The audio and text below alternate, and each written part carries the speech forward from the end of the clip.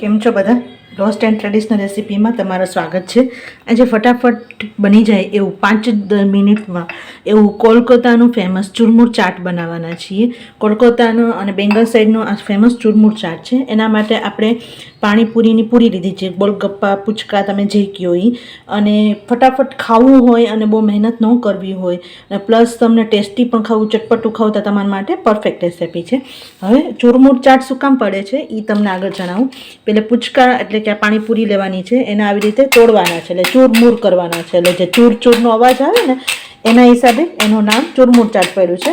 હાથેથી પણ કરી શકો, આવી રીતે પણ કરી શકો, પણ બહુ ઝીણા એકદમ ભૂક્કો નથી કરી દેવાનો.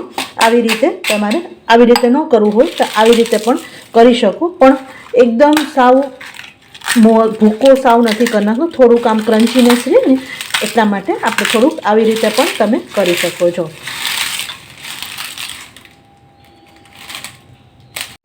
હવે આપણે આવી રીતે ભૂકો કરી લીધો છે, એટલે કે ચૂરમૂર કરી લીધા છે.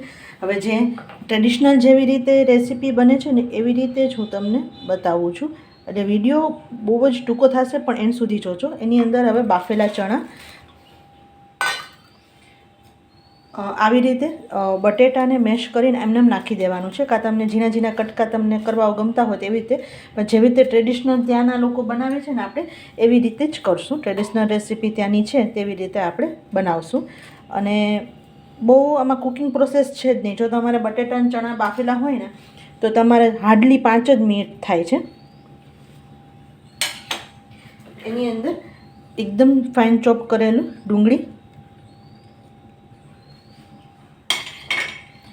મરચું નાખવાનું છે ઝીણું ઝીણું ચોપ કરેલું, થોડાક ચીલી ફ્લેક્સ નાખવાના છે. કાં તમારી પાસે ચીલી ફ્લેક્સ ન હોય ને તો તમે જે આપણે સૂકા લાલ મરચાં હોય ને એને પણ તમે ગ્રાઇન્ડ કરી શકો. હવે આને એકદમ ચટપટો ચાટ જેવો ચૂરમૂર ચાટ માટેનો હવે એની અંદર જીરું પાવડર નાખવાનું છે, સંચળ પાવડર નાખવાનું છે. આ બધું નાખજો. ટ્રેડિશનલ જેમ નાખવામાં આવે છે આપણે એવી રીતે જ કરીએ છીએ.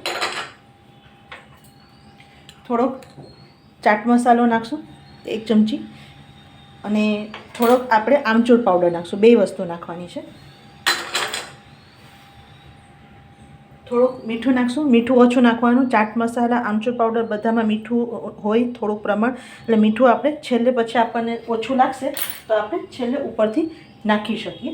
અને હવે એની અંદર ઈમલીનું પાણી નાખવામાં આવે છે. કાં તમારી પાસે એ ન હોય ને તો ખજૂર ઇમલીની જે આપણે મીઠી ચટણી હોય ને એ નાખી શકો. તો અત્યારે હું ખજૂર અમલીની મીઠી ચટણી નાખું છું. તમારી પાસે કાંઈ ન હોય તો તમે જે આપણે જલજીરા પાવડર આવે ને એને પાણીમાં પલાળી અને પણ એ પણ નાખી શકો. અને આવી રીતે નાખી અને હવે હાથેથી બધું હલાવી લેવાનું છે. હલાવી લીધું છે. અને છેલ્લે એની અંદર આપણે સેવ નાખી દેવાની છે. તમારી પાસે જે સેવ હોય, જાડી નાયલોન સેવ જે હોય એ બધું ઉપરથી તમારે સેવ નાખી દેવાની છે. તો તૈયાર છે તમારું ચૂરમૂર ચાટ. એકદમ સ્ટ્રીટ સ્ટાઇલ અને ખાવાની એટલી મજા આવે કે તમને ચટપટું અને ફટાફટ ખાવું હોય તો આ પરફેક્ટ રેસીપી છે. એક વખત ટ્રાય કરજો. ચૂરમૂર ચાટ ગમ્યું હોય તો લાઇક, શેર અને સબસ્ક્રાઈબ કરવાનું ભૂલતા નહીં. સાથે બેલ આઇકન દબાવી ઓલ દબાવી દેજો, જેથી આવનારે બધા વિડીયો નોટિફિકેશન મળે તમે તુરંત વિડીયો જોઈ શકો. આવજો.